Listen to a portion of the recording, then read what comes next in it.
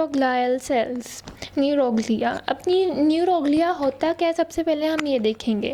CNS में हमारे पास दो चीज़ें होती हैं, एक तो न्यूरॉन्स होते हैं और एक न्यूरोग्लियल सेल्स होते हैं।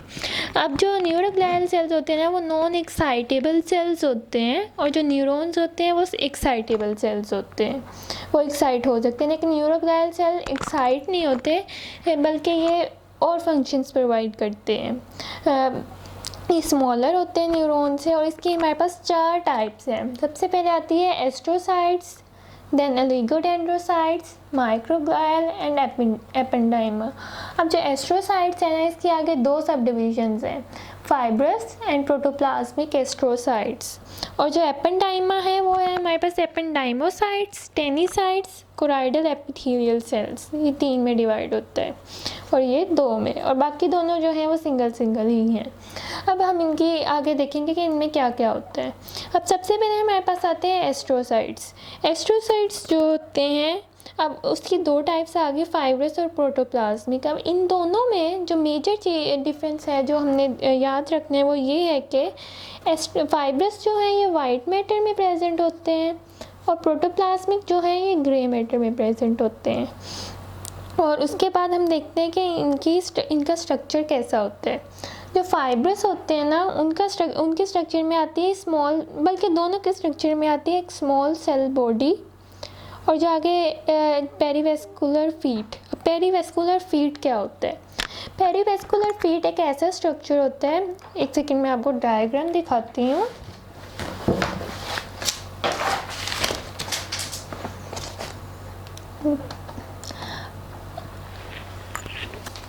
अब यहाँ पे हमें नज़र आ रहा है कि यहाँ पे हमारे पास ये जो है,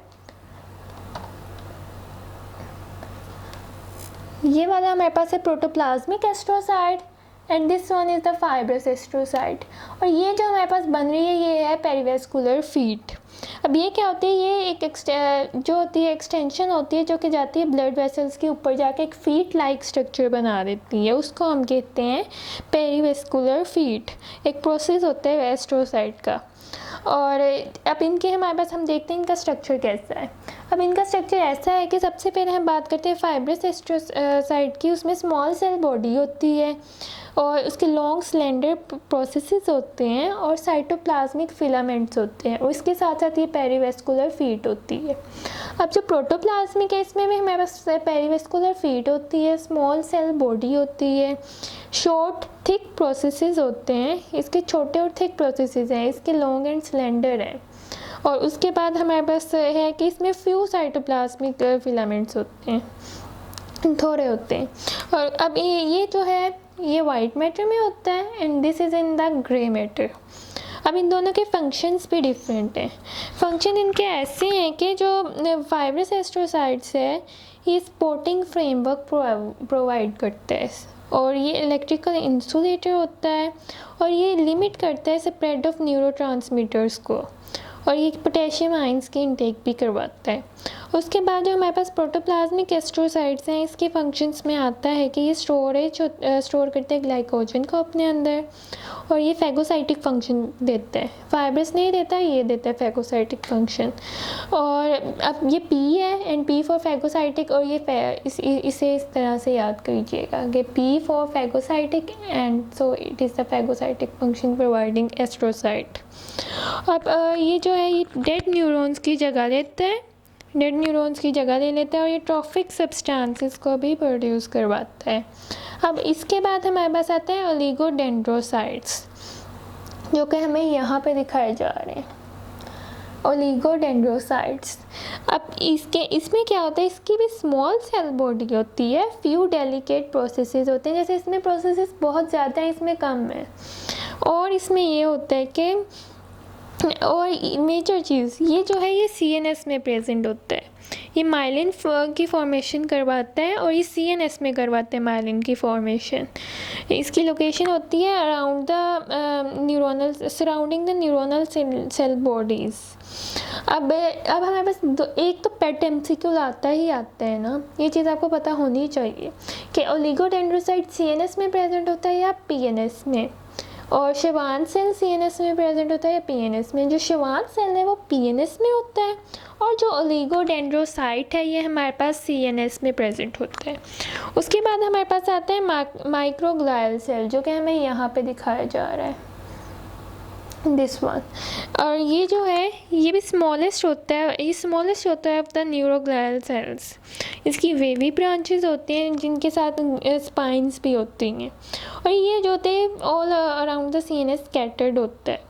ये क्या करता है, ये डिजीज़ में प्रोलिफरेट करता है और फैगोसाइटोसिस करवाता है। इम्यूनिटी में इसका फंक्शन होता है बेसिकली।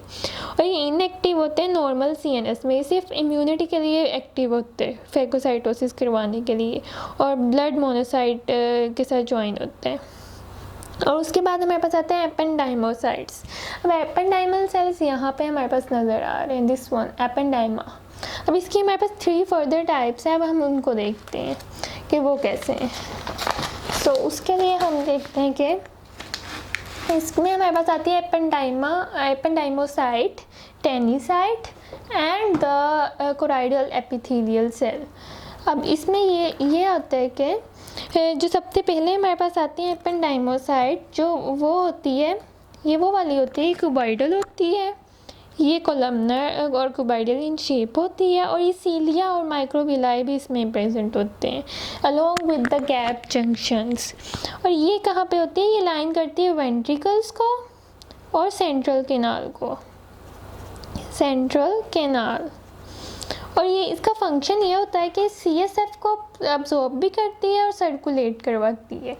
एक तो ये अब्जॉर्ब करेगी और ये सर्कुलेट करवाएगी। अब जो हमारे पास टेनिसाइट होता है ना, इसका याद करते हैं, T for tanycyte, T for third ventricle, ये थर्ड वेंट्रिकल में होती है, उसके फ्लोर को लाइन कर रही होती है। और इसका जो फंक्शन है वो भी टी से है, ये ट्रांसपोर्ट करवाती है। अब ट्रांसपोर्ट ये क्या करवाती है, ये ट्रांसपोर्ट करवाती है सीएसएफ की to the hypophyseal portal system. Sorry, CSF की ट्रांसपोर्ट करती है सब्सटेंसेस को from the CSF to the hypophyseal portal system. और इसका जो स्ट्रक्चर होता है ये वो ऐसा होता है कि लॉन्ग बेसल प्रोसेसेस होते हैं with and feet on capillaries, मतलब कि कैपिलरीज पे एंड कर रहे होते हैं, वहाँ से सब्सटेंसेस लेगी from the CSF to the hypophyseal portal system transport कर देगी। अब जो हमारे पास लास्ट पे आता है कोराइडल एपिथेलियल सेल, ये भी अपने नाम की तरह इसकी लोकेशन बहुत इससे मिलती है। वो ये कि ये कोराइडल प्लेक्सिस को कवर करता है, उनकी सरफेसेस को कवर करता है। और कोराइडल प्लेक्सिस का हमें पता है कि फंक्शन होता है सीएसएफ की फॉर्मेशन करवाना, तो ये भी फॉर्म करते हैं सीएसएफ को और उसकी सेक्रीशन भी कराता है। और ये जो कोराइडल एपिथेलियल सेल्स होते हैं ना, साइड्स और बेसिस पे होते हैं और इनमें टाइट जंक्शंस भी होती हैं। यही था सब में, दैट्स इट।